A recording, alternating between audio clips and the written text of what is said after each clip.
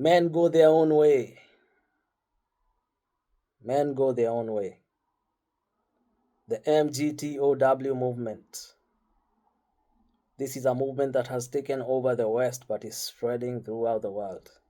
It's becoming the common zeitgeist on a global scale concerning romance. On a universal scale, men are giving up on marriages. Men are giving up and they are done. I've read quotes today from celebrities, from people high and low in society, and it seems to be the spirit of the day that men don't want to be married anymore. Today I'll not be speaking for or against the MGTOW movement. No, that's not what I intend to be doing today. What I want to do today is to shed light on the grand scheme of things. In all the details that are going on, never lose the big picture. Never lose sight of the big picture. And that's what I'm trying to get us back to today. Yes, people have seen how their brothers, how their fathers, how their uncles, how their friends have been undone in marriages, and how the justice system and the legal system and the policies of the states and the countries are working together with the, what will I call it, the feminist spirit to undo men. And it has no small consequence. But like I said, I'm not speaking for or against it today. I just want us to observe that there's a narcissistic spirit and it is being empowered even by the law, but it is starting on an individual level. So what am I trying to say here today? I want us to observe that narcissism is a spirit that had been prophesied to take over the last days. The last days is something that exists. It's something the prophets talked about. It's something Jesus talked about. It's something the apostles talked about. It's something the saints believe. And many religions, which number billions and billions, most of the world, hold to these beliefs. Therefore, it's not something that is new to humanity. It's something that has been expected over thousands and thousands of years. And Paul, in the first letter that he wrote to Timothy, gave specific signs of the latter days. And he begins the chapter by saying, the Spirit says expressly. Have you heard that? The Spirit says expressly that in the latter days, then he starts giving those specific signs. And it's interesting that when he gets to the third verse, the first part of the sentence says, forbidding to marry. Forbidding to marry. It will be a characteristic of the last days before Jesus comes back, that there will be a spirit that forbids people from marrying. Why is it important for the devil to prevent people from marrying? The answer is simple and it's difficult. You see, from the beginning, God made man and woman, and he has never intended that men or women should be alone. He has never intended for that to be the case. It is God who made the institution of marriage. It is God who created romance. He did this in the Garden of Eden. You can read about it in the Bible in Genesis 1 and Genesis 2. Now, whatever God wants, of course the enemy tries to do the opposite. And if God wants for men and women to be together, definitely the enemy does not want for men and women to be together. There are many different devices that he will use in this forbidding from marriage. Um, and one of them is what we are observing today, which is how the society and how the legal system deals with men um, when they are pitted against women. We can even argue that it deliberately sets them up, which is the premise of the MGTOW movement. That even when it is good women involved, by nature, because they are hypergamous, when an option for gaining for themselves is presented, it is a temptation for them in their nature. And when the marriage institution as it is set up in this day and age sets it up so that women will gain by the loss of a marriage, then it is tempting them to break marriages. No wonder almost 90% of cases filed for divorce are filed by women.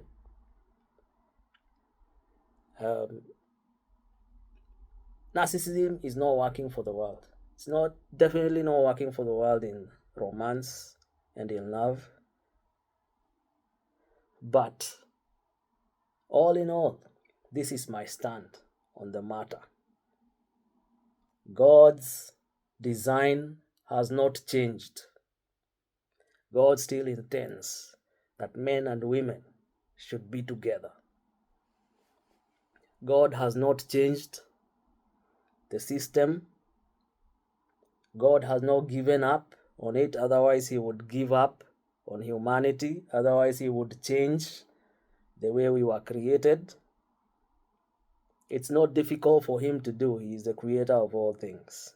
So as long as we remain as he created us to be, that means to me that God has not yet given up on marriage. Regardless of how the society has become, regardless of what empowers narcissism, regardless of how clever and cunning and tempting the enemy has become, God's design has not changed. Remember, I'm speaking as a divorced man, but my divorce was not by choice. You understand? I still will not join even the people who I consider to be called, people like Terry Joel Jr., who I think is an amazing man, but I think he's gone off the rails. So you see even good men giving up, because if you go to his channel, he's just bashing women. He's very embittered about women. And personally, I don't think it is fair for the woman who has chosen not to be like the toxic women, to be swept under the rug, to be thrown into the same basket with them. Because remember, if there is one woman, one good woman in the world, then it means there are enough. That one woman is enough for them not to be thrown under the carpet, for them not to be put into the same basket of women are evil, women are undeserving, women will undo you. As long as there is a remnant, marriage still has hope. This is an important message for today, because remember, narcissism is a war against goodness. And in this war, if the enemy outnumbers you, you shouldn't give up and say, we are too few, therefore let's start fighting against ourselves. It might not be a sufficient enough analogy to explain exactly what's going on, but I hope my point still comes across that there's no way we can give up. There's no way we can join the MGTOW movement just because of how narcissistic society has become. This is not the part of the prophecy we are supposed to be fulfilling. The prophecies will be fulfilled. Systems will come up that will forbid from marrying. The nature, the greed, and all these other things that constitute forbidding from marrying will exponentially explode in the latter days. But we, as healthy people, we as the empaths, we as the good light bearers of the age, we are not the ones who are supposed to be fulfilling that part of the prophecy. We are not supposed to join in the movement and say, you know what, we don't want marriage, we don't want women. For us it is to say, regardless of how dire things have become, we will be part of the remnant that can be said off that we are good. If you're a woman listening to this, I want to commend you. The temptation for becoming toxic and narcissistic for you is higher and more severe than it's ever been in any time in history. Because in this day and age, narcissism is rewarded. If you turned against your men, you would be rewarded. You would get half of what he's made.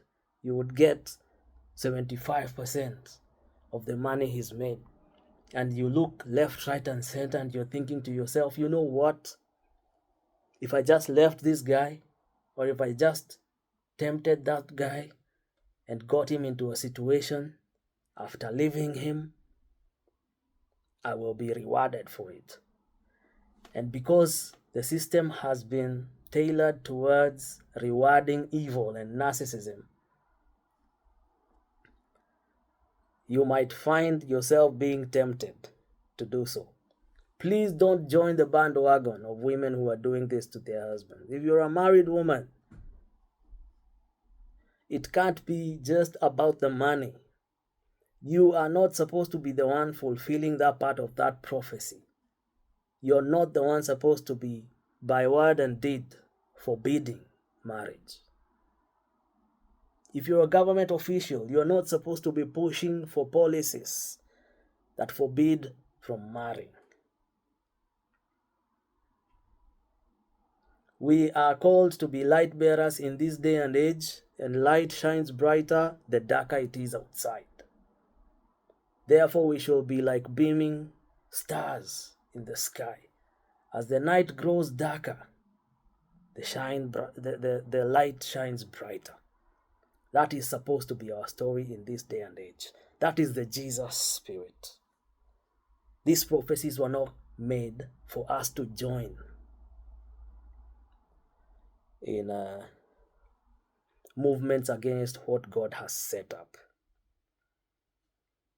Yeah, so I just thought that today I would speak about that because I've seen, I'll just admit, Terry Joel Jr. is the one who's really has made me make this video, because as much as I like the guy, over the last month or 2 months, he's just been going on and going on and going on about how men should not be with women. And last night's video, was it last night or wow? I think he makes about 3 videos a day. One of the videos from maybe 2 days or 1 day ago, had actually gone too far that I'm actually beginning to doubt his Christianity, because he was speaking so negatively about women as a whole, and I just can't be part. I know I've been on his side before, but I think he's losing it. The pain he's experienced with women has caused him to kind of lose it. And that's the problem with having YouTube channels and having influence without being under someone, is that no one is there to check you when you're doing a little too much. So we need to be careful. We life coaches, we people who have channels. You having a channel doesn't mean you should just say anything you want. The output of your mouth has to be filtered greatly against your personal emotions and even your personal life. Things that you have experienced, things that you think or you feel should not necessarily have a voice out there. Don't just talk because you have a mouth. You can create a lot of trouble. And if Terry, I know you have a big channel, you might never see this video, you might not care because you have more influence than I by miles. But if you ever watch this video, please, my guy, you have too much influence. If you speak like this, men will hate women. And then you're speaking in the name of the faith. No, that's not how we're supposed to do it.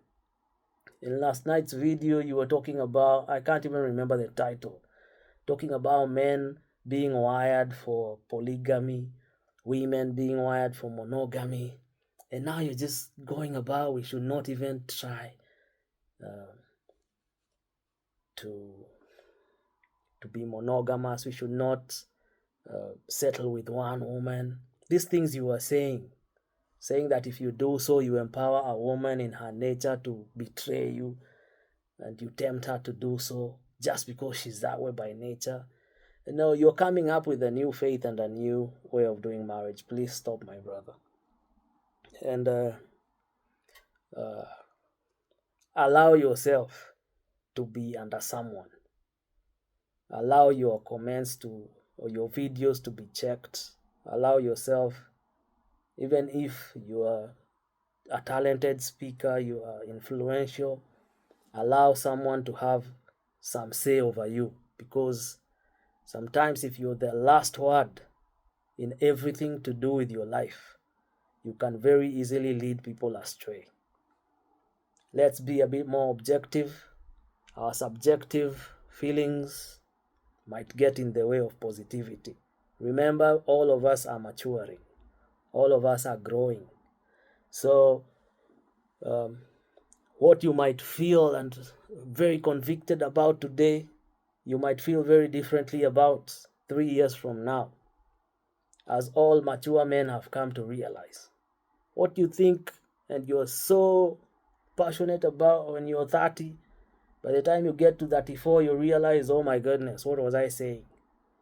So it's good to have someone older, someone more experienced to check you.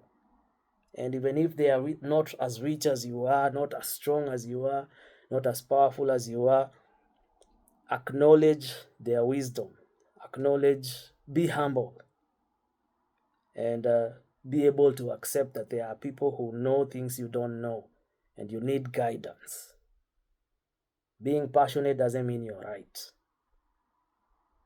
So I don't want women to end up in trouble, especially the good ones, because if there are some good women in the world, they are absolutely worth